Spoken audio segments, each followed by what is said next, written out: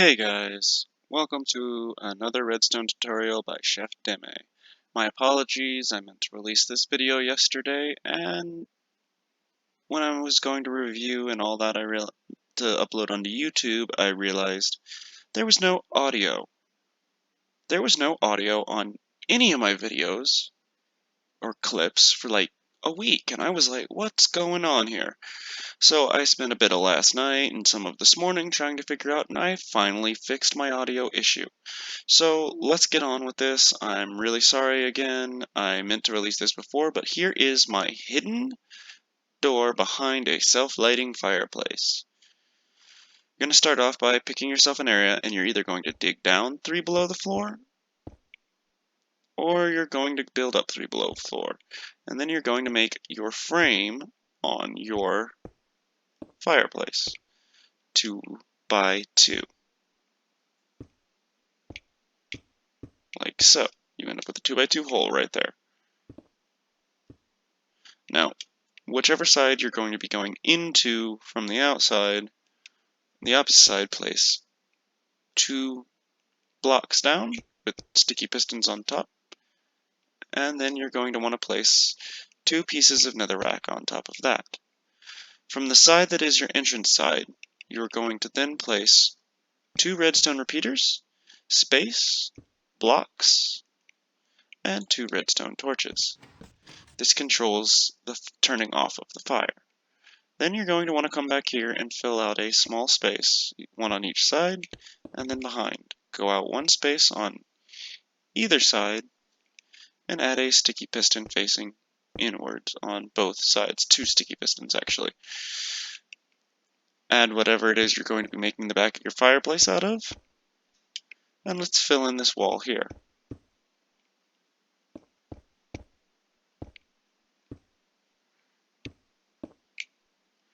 Now, we will add our torch towers by adding block here, block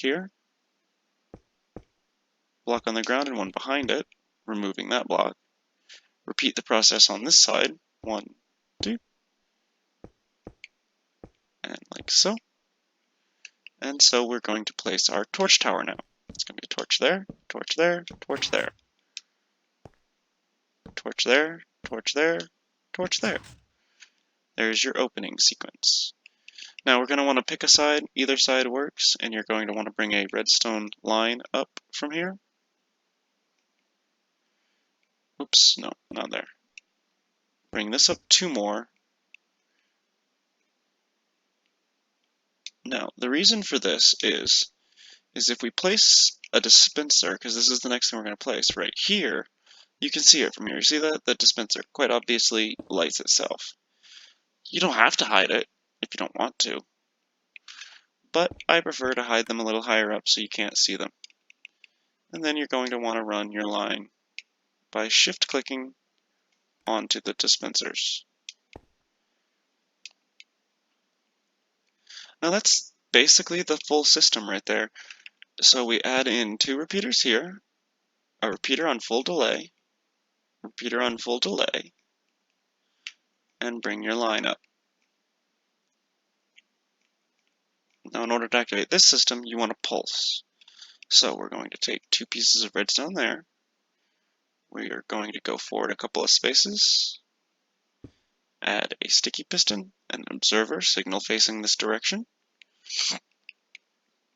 And then you're going to add your line. Now we're going to put a repeater with another tick of delay here, and finish off these lines.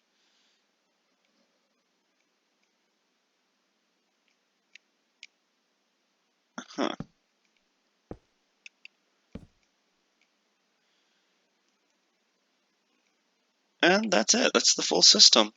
All you need now is to add in a T flip-flop activation.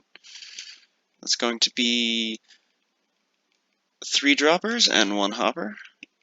And what you will do is we will have dropper facing this way. Whoops. 1, 2. So there. Dropper facing this way. Dropper facing this way. Crouch place dropper that way. And then crouch place a hopper down here. By adding any one block into here, you have now made yourself a T flip-flop.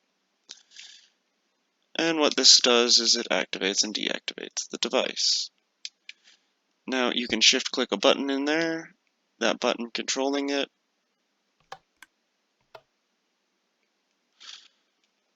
Add in your comparator, repeater,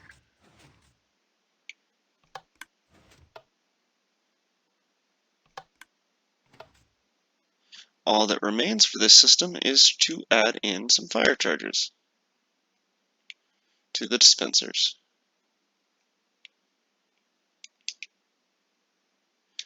And that's the entirety of the system right there.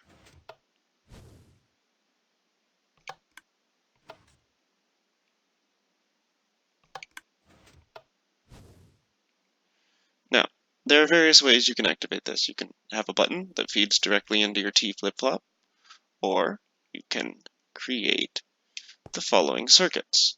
You can either do one of my favorites. Well, these two are both going to be my favorite, or both like some of my favorites, but you add a bell being observed by an observer.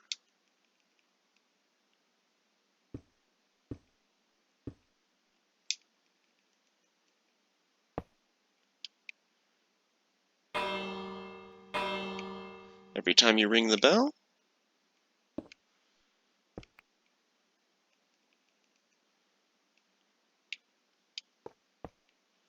can have an observer facing downwards.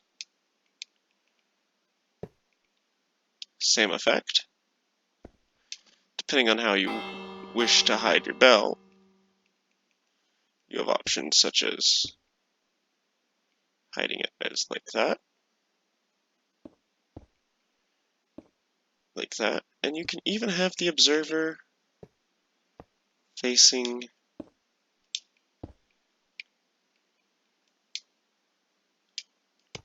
downwards.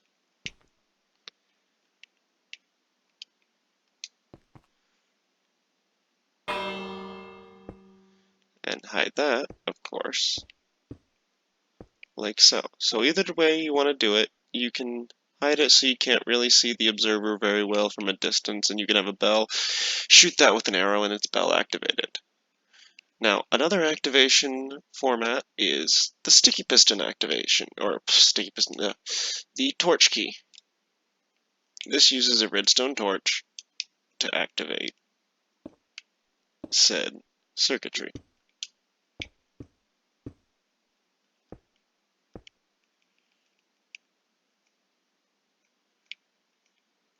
It is as simple as that.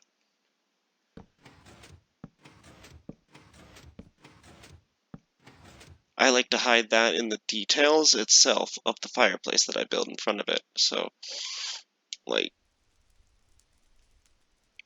this is the fireplace itself, and you'd have like a mantle going on.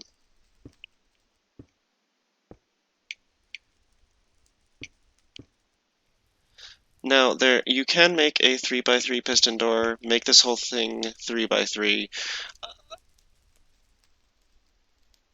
Something's up with my timings when I try to do it on the server, so the 3x3 door doesn't quite work on the server.